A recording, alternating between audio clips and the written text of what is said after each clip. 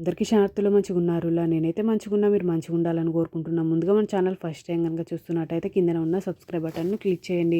అలాగే పక్కన ఉన్న బెల్ ఐకాన్‌ను క్లిక్ చేయడం అస్సలు మర్చిపోకండి.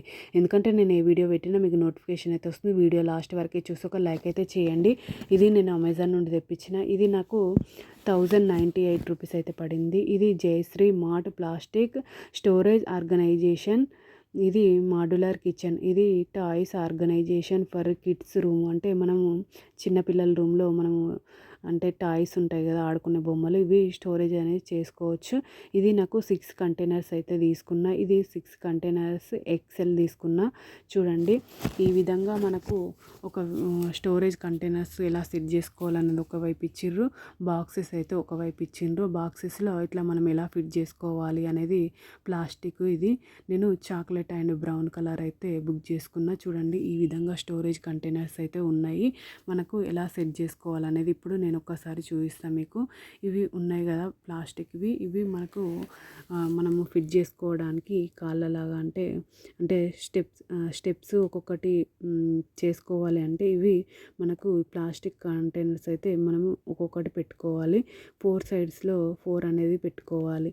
ఇట్లా ఒక్కొక్కటి పెట్టుకుంటున్నా, నేను చూపిస్తున్నా చూడండి.